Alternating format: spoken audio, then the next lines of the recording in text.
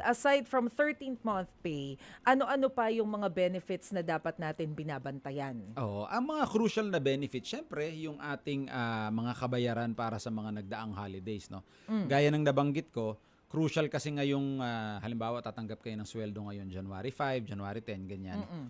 Kasama nga yung computation ng mga nakaraang holidays. So, titingnan, kayo ba ay nagtrabaho nung Pasko? Kayo Yeah. ba ay nag-OT nung Pasko? Yun Hmm. yung mga iilan sa inyong entitlement Ay, na. marami sa amin yan dito. Oo. Oo, pero titingnan kung kayo ay nagtrabaho at syempre dapat tama yung computation. Kaya dapat tingnan Mm, nyo rin ho yung inyong payslip, no?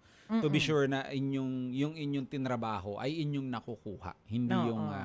yung sweldo nyo. Parang pareho lang yung sweldo ko. Right, Nagtrabaho ka right. pala nung Christmas, nagtrabaho ka pala ng New Year, no? Mm. Or dun pa sa mga ilang days na mga special day, no? Nagtrabaho ka pala. Dapat may dagdag din yun. Okay. So, So, titingnan. ang pagkakaalala ko, yung 24 and 25 at saka yung 31 and January 1, ito ay kasama na doon sa proclamation ng Malacanang last year pa. Yes. 'Di ba, na dineclare na holiday, I mean, yung 2024 proclamation para sa 2025 na holidays. Oo. Tama, 'di ba? Na-proclaim Holidays na siya or as non-working days, no? or Para clear non-working tayo. days. Yeah. Etong mga araw na to, ito ay regular holiday. Hindi. Tama ba? Ano ba Yung siya? sa nabanggit mo, yung Oo. 24 is a special day. Okay, 25 okay. is a regular holiday, Christmas. 30 is a regular holiday kasi Rizal Day. And then 31 is a special day. Tapos January 1 is a regular Holiday. Ah. Okay. So ano yung pinagkaiba nun kapag regular holiday at Mm. saka special holiday? Special non-working Well, day? ang maganda hong term kasi special day para hindi tayo Special nalilito. day. Oh, Special okay. day, no? Oo. What makes it special? Well, may konting kaibahan sa sweldo ninyo. Pero kasi pag sinabi nating regular and special holiday, parang isipin ng iba, pareho namang holiday eh. Oo Bakit? nga. So para hindi ho tayo nalilito, no? Mas magandang tawagin nating regular holiday and then special holiday. Special day. So pati ako nalito na Special day. regular holiday at special day. Okay. So ang regular holiday po, pag kayo ay nagtrabaho, pag kayo ay hindi nagtrabaho sa regular holiday, kayo ay may sweldo pa rin para sa araw na 'yon.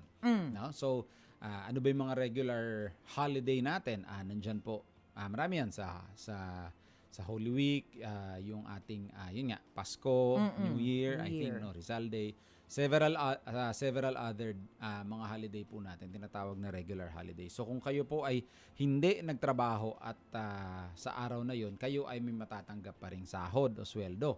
Now, para naman dun sa nagtrabaho ng regular holiday, yun yung tinatawag natin na double pay. Kaya natutuwa yung mga nagtatrabaho, no? Kasi Times 2. times 2, kumbaga Oh.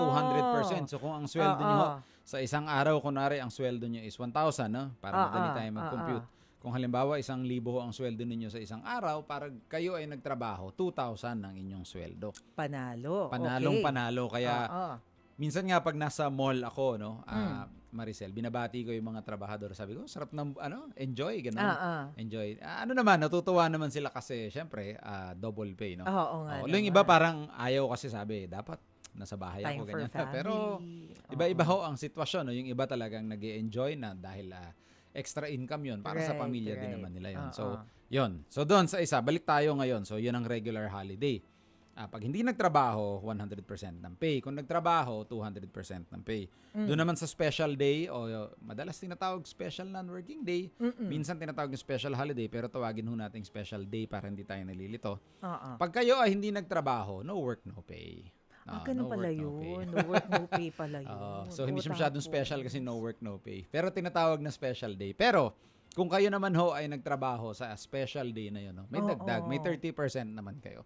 So kung halimbawa 1,000 ho yung inyong sweldo para dun sa special day na yon. Oo. Pero nagtrabaho kayo, instead na nagbakasyon, ganun, nagtrabaho kayo, ang sweldo nyo 1,300 for the day, Ayun 30%. pala. Kaya malaking bagay din kahit papaano. Syempre may dagdag. At least nakakatulong din sa atin yun. Teka, no work, no pay kapag ka special day, pero hindi naman yun nababawas sa leave credits. Hindi Kasi naman. na-announce naman siya na special day. Yes, tsaka ang leave credit so is totally separate, no.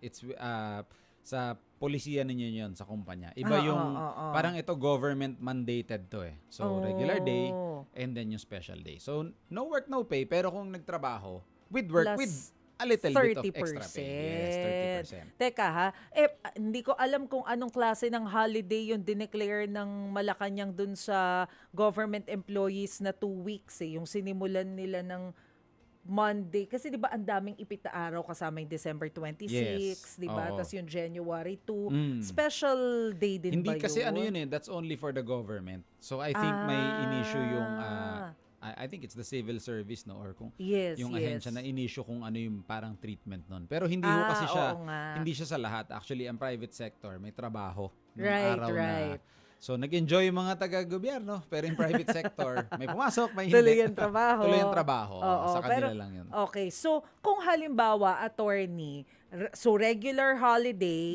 pumasok ka, pag naka 8 hours ka, times 2 yung sweldo. Yes. Kapag ka lumagpas ka ng 8 hours, paano ang computation Meron nun? for regular holiday, may additional po na 50%. Sa Per inyong, hour yan? Ay, sorry, 30%. Sorry, not 50%. Oo.